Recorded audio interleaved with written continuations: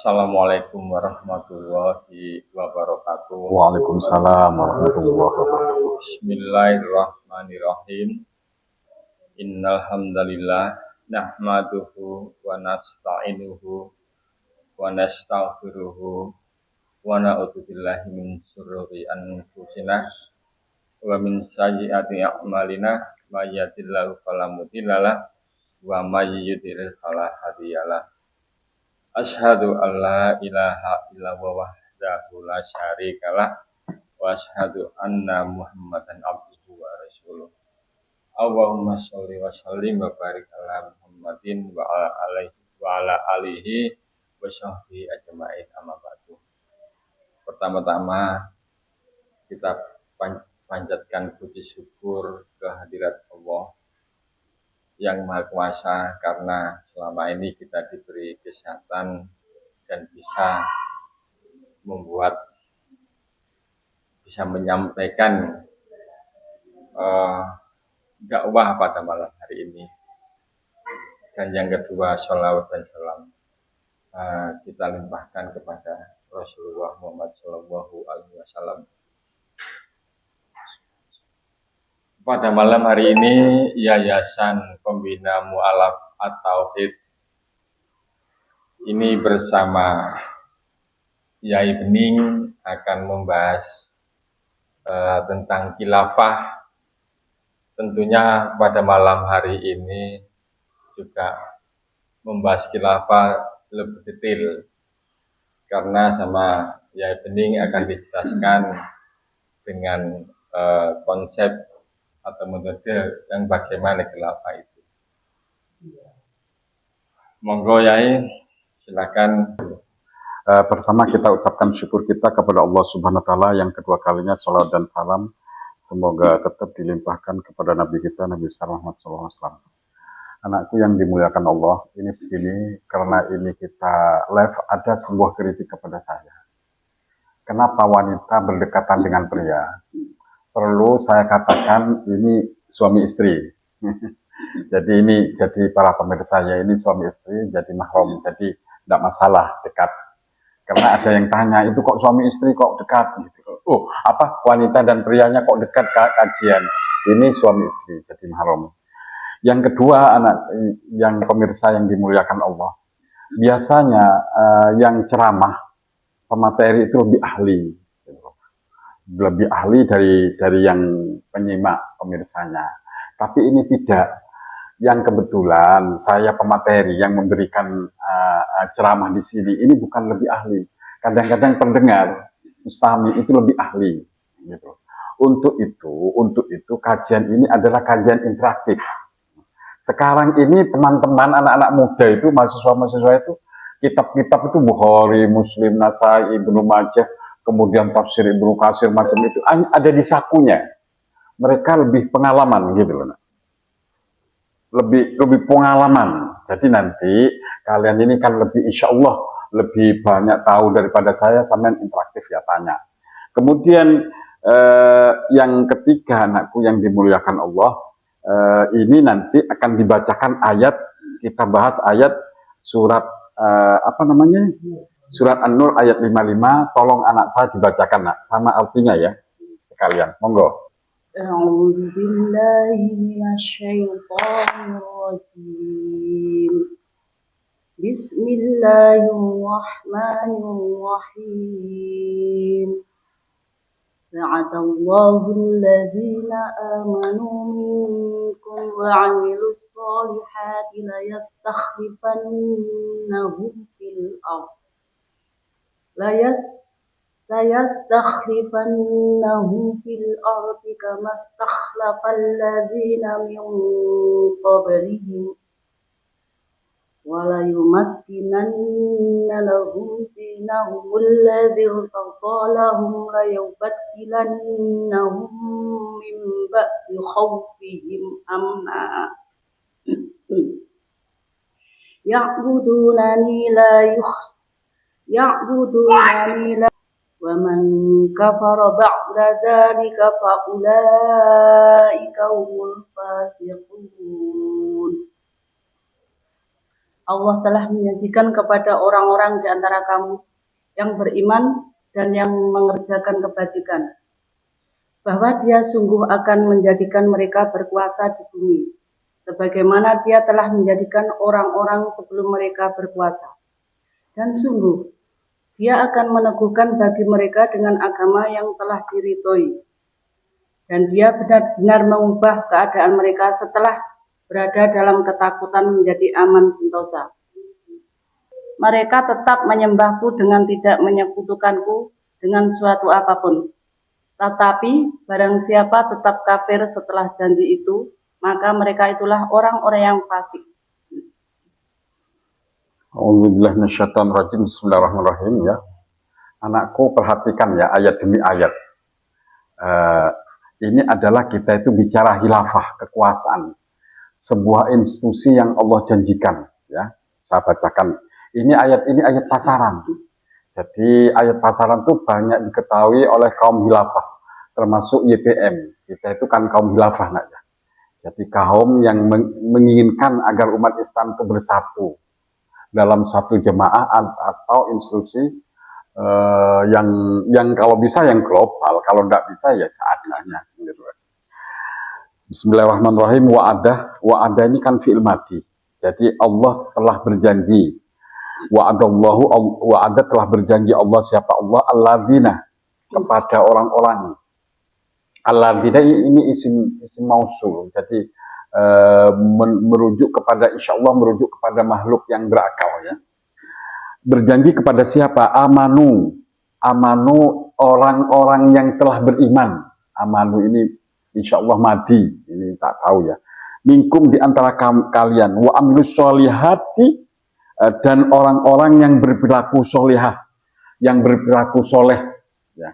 Jadi Allah berjanji kepada orang yang telah beriman di antara kalian dan berjanji juga kepada orang yang berperilaku baik.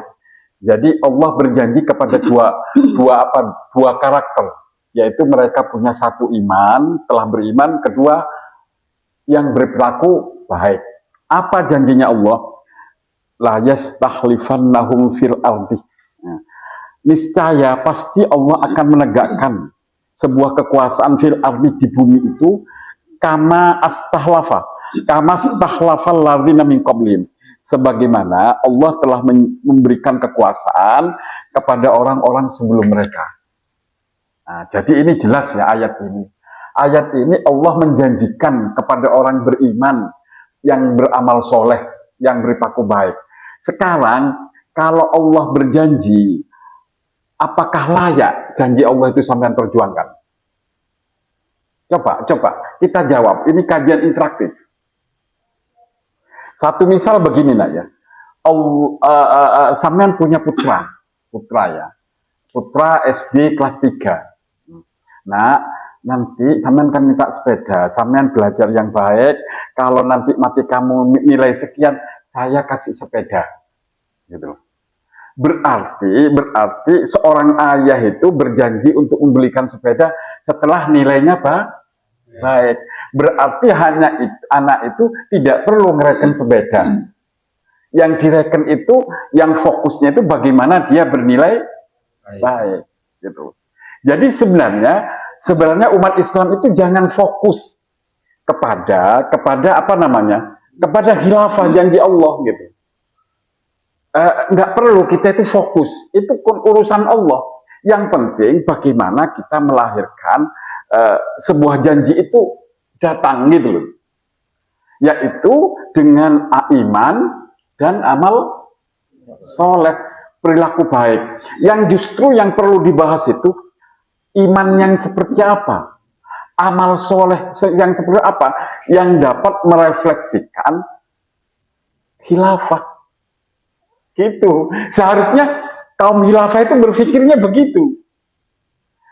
Iman kan syaratnya 2. Ya seperti anak SD itu, kalau anak SD tanya, Bu, aku sama ayah mau dibelikan, ini masih benuh ya, punya anaknya itu kan laki. Nah, Bu, saya mau dibelikan sepeda, tapi saya nilainya matematika dan bahasa Inggrisnya harus harus lebih dari 6. Lah, anak itu seharusnya bertanya kepada mama, gimana cara saya bisa meningkatkan nilai saya, kan gitu. Nah, seharusnya apa namanya, konstruksi bangunan khilafah itu yang harus apa namanya, diperjuangkan, gitu. Konstruksi ini nak ya, ini berbeda-beda.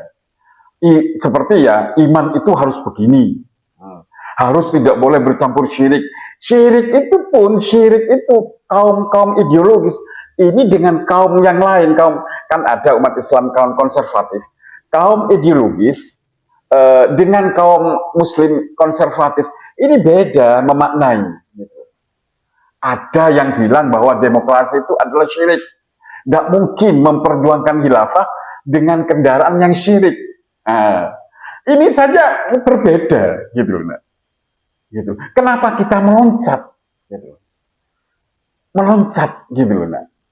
Nanti ditanyakan, menurut YPM, apakah demokrasi itu nanti sampean tanyakan, ingatkan. Jadi ini nak ya kajian interaktif. Sampean harus menggali, harus menggali pertanyaan-pertanyaan untuk dibahas bersama. Baik nanti ini pendengar pemirsa di luar, ini boleh bertanya, boleh interaktif, boleh Karena kenapa? Yang bicara ini bukan pinter, gitu. Butuh anakku yang dimuliakan Allah. Kepintaran seseorang itu karena apa? Kecerdasan seseorang itu apa? Kecerdasan seseorang itu lahir karena interaksi orang lain, gitu. Jadi kenapa saya cerdas? Karena sampean cerdas, gitu. Akhirnya kenapa sampean cerdas? Nah, gitu. Interaksi itu melahirkan kecerdasan masing-masing. Sosialistik, hubungan sosialistik di dalam Islam itu jamaah. Gitu. Oleh karena itulah aktif ya. Jadi sepakat ya bahwa Allah menjanjikan tegaknya khilafah itu dengan iman dan amal soleh. Sepakat ya. Nah sudah ya. Ini kalau tidak sepakat berarti kemudian iman seperti apa? Gitu. Iman seperti apa? Sampean tahu iman itu di dalam hadis itu berapa cabang? Iman itu banyak. Yang terkecil itu adalah yang membuang halangan dari dari jalan itu juga iman. Jadi anakku yang dimuliakan Allah Subhanahu wa taala, ini yang perlu dibahas, konstruksi keimanan dan amal soleh. Kemudian amal soleh yang seperti apa? Nanti besok akan kita bahas. Iman dan amal soleh yang seperti apa yang bisa mengkonstruksi, membangun khilafah sehingga Allah menegakkan khilafah ini. Gitu. Kalau menurut YPM, amal soleh yang paling tinggi, kalau di hadis amal soleh ini apa nak? Yang paling tinggi banyak, seperti jihad, jihad ini nanti bermuka umum. Kemudian as-sholatul liwat. Ya, sholat tepat waktu itu dicintai Allah. Kemudian birrul walidain. Tetapi dalam perjuangan Islam ini, amal yang paling tinggi, amal soleh yang paling tinggi itu adalah iman dan amal soleh. Setelah itu adalah persaudaraan. Persaudaraan itu nak ya nikmat yang paling tinggi setelah nikmat Islam dan iman. Fa asbahtum binikmati ikhwanan. Allah sudah gambarkan kalian itu dulu bermusuh-musuhan. Kemudian Allah mempersatukan kalian ya dengan persaudaraan. Nah, ini nak ya kaum khilafah itu ya nak ya. Bagaimana bisa bersatu gitu. Bisa ukhuwah gitu loh nak. Bisa ukhuwah kalau mereka membentuk-bentuk sendiri-sendiri. Khilafah, perjuangan khilafah itu telah bermutasi menjadi beberapa varian khilafah. Nah, konsepnya itu berbeda, bahkan menjadi Ada yang bilang begini, zaman dulu, kalau sekarang tidak ada, itu budak khilafah. Yang satu sama-sama memperjuangkan itu hamba tauhid, hamba demokrasi, saling menghina. Padahal ukhuwah itu diantaranya banyak ya. tidak boleh memanggil dengan panggilan yang buruk setelah beriman. Itu di surat Al-Hujurat. Orang itu, ukhuwah itu tidak boleh mencela, tidak boleh memanggil panggilan yang buruk kepada saudara kita setelah mereka beriman. Tetapi ini saling gitu. Jadi konsep ini nanti imannya belum ya. Kok konsep amal solehnya ini, ukhuwahnya ini belum. Kita tahu nak ya, Rasulullah SAW itu hijrah 4 kali. 4 kali. Ke Taif, ke Habsah, ke Taif, ke Habsah. Ke Habsah itu 2 kali. Habsah itu Ethiopia. Nah. Kemudian ke Yasrib. Ini melakukan tolabun nusroh, ini 3 kali. Tetapi setelah ke Yasrib itu 2 tahun sebelum Rasulullah itu pindah, kaum suku Khazraj dan suku Aus itu, dan 16 suku lainnya, 14 suku lainnya, diantaranya begitu, itu datang kepada Rasulullah untuk minta agar Rasulullah hijrah dan menjadi ketua pimpinan di Yasrib. Nah, mengapa suku ini, suku Aus dan suku Khazraj dan suku-suku di Yasrib itu minta?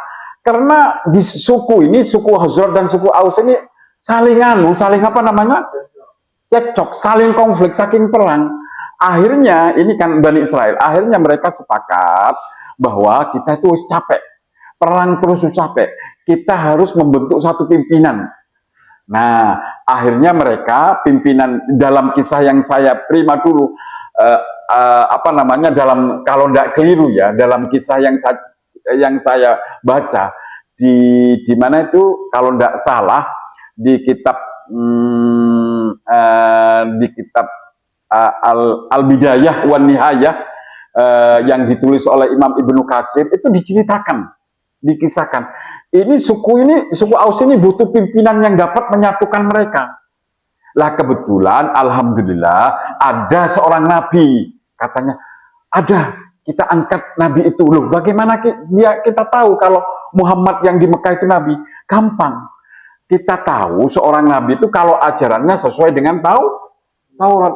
Ini sama dengan kisahnya Dengan kisahnya pengangkatan Tolut.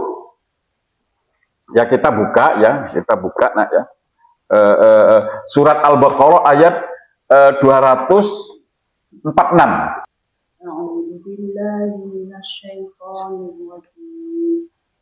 Alam tara ilal mala'i min bani Israila min ba'di Musa id qalu linabiyyin lahum uf'ath lana malikan nuqatil fi sabilillah qala hal asaytum in kutiba alaikumul qitalu alla tuqatilu qalu wa ma lana alla nuqatila fi sabilillahi wa qad ukhrijna min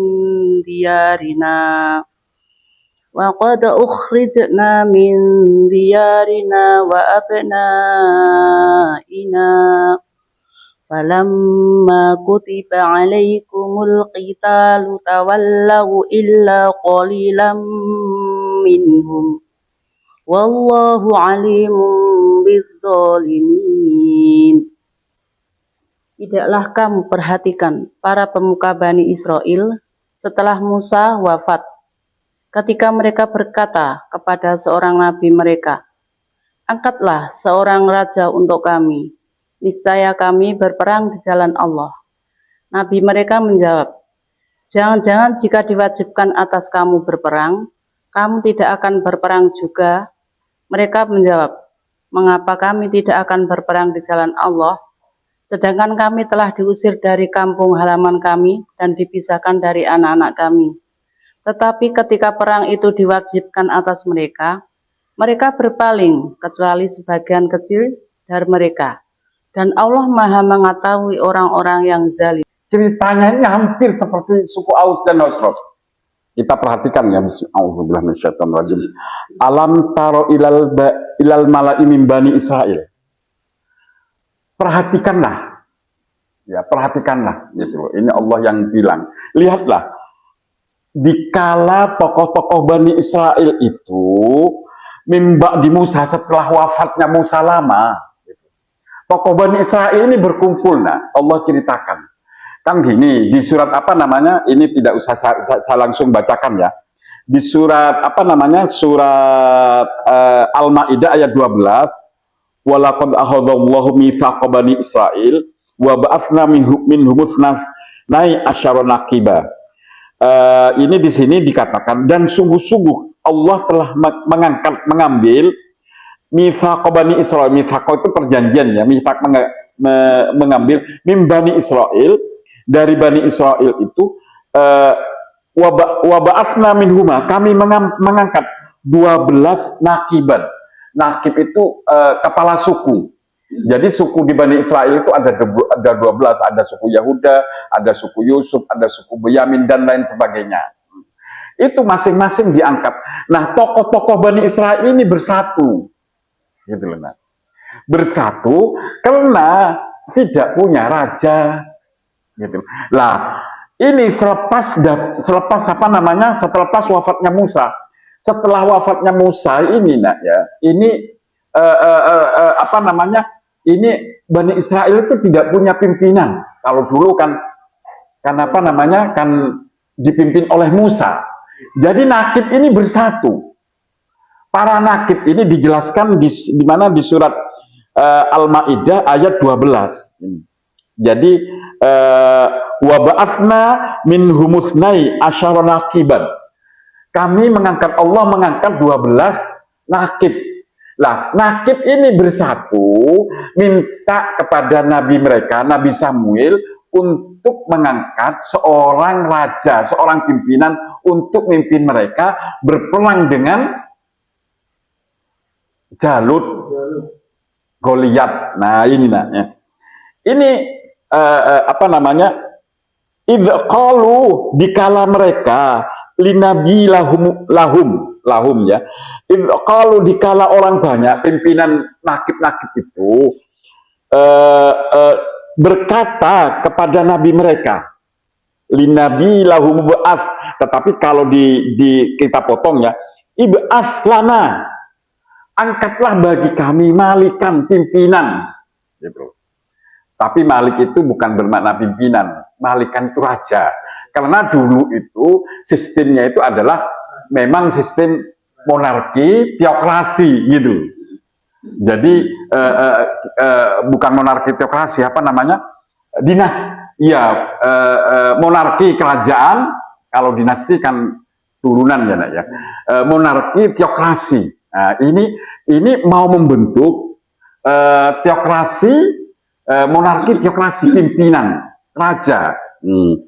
Ini malikan nuqatil fisabilillah, agar kami berperang di jalan Allah dengan pimpinan itu, gitu. Nah, kemudian Nabi Samuel ini dalam tafsirannya, Nabi Samuel itu berkata, hal asaitum in kutiba alaikumul qitalu alla tuqatilu, adakah engkau minta kewajiban untuk melakukan berperang jika nanti kutiba diwajibkan alaikum ing atas sira kabeh kepada kalian alkitab untuk berperang, Allah tuqatilu, kalian tidak mau berperang. Perang ini nak ya, perang ini sebuah peradaban. Untuk itu perang itu peradaban. Bukan perintah agama gitu. Jadi seperti halnya ya, Rasulullah itu sallallahu alaihi wasallam bersabda, ajarilah anak-anakmu memanah, melempar tombak, dan menunggang kuda. Perintah-perintah seperti itu adalah perintah peradaban. Jadi di sini ini adalah perintah untuk berperang itu sekarang dalam kondisi di Indonesia itu, orang kafir sekarang ini tidak membawa tombak untuk memerangi Islam, membawa intrik, membawa propaganda, politik, macam-macam. Jadi ini kalau di YPM ini ditakwil menjadi perang pemikiran. Nah, ini makanya di YPM perang pemikiran itu wajib. Gitu. Nah, sebagaimana Allah mewajibkan perang Kital perang fisik di masa lalu, di peradaban masa lalu. Kalau peradaban sekarang perang pemikiran, wasul fikri, menjadi peradaban sekarang, maka wasul fikri itu wajib gitu. Nah. Kemudian ini kalau para nakib, para pimpinan ini, berkata, wa malana alla nuqatila fi sabilillah. Bagaimana kami tidak akan perang di jalan Allah? Wa qad ukhrijna, dan sungguh-sungguh mereka itu telah mengeluarkan kami min diarina, dari kampung-kampung kami, dari negeri kami. Loh ya apa aku tidak mau berperang dengan pimpinan kami, sedangkan mereka udah mengeluarkan kami sampai kami lari keluar dari kampung-kampung kami. Kemudian wa abnaina, dan mereka memisahkan kami dengan turun-turunan kami, anak-anak kami, gitu. Nah. Jadi ini adalah dapat dipetik untuk menegakkan kepemimpinan baru, maka perlu ukhuwah, persatuan pimpinan. Nah, kalau kelompok-kelompok itu tidak ada ukhuwah, masing-masing mendirikan perjuangan sendiri dan masing-masing saling menyalahkan, kira-kira kok nek dadi tegak khilafah itu apa ndak bahaya? Nah? Sedangkan di sini ya, target tegaknya khilafah itu diantaranya ada 4 syarat. Di antaranya di sini Allah berfirman bahwa khilafah itu ditegakkan di surat An-Nur ayat 55 ini adalah gini. Wala yubaddilannahum min ba'di khaufihim amna. Tegaknya khilafah yang dijanjikan oleh Allah Subhanahu wa taala itu adalah wala yubaddilannahum, badalah, untuk mengganti, untuk merubah keadaan ketakutan, kemiskinan, kekurangan ekonomi, min khaufin, dari ketakutan, amna menjadi aman, gitu kan.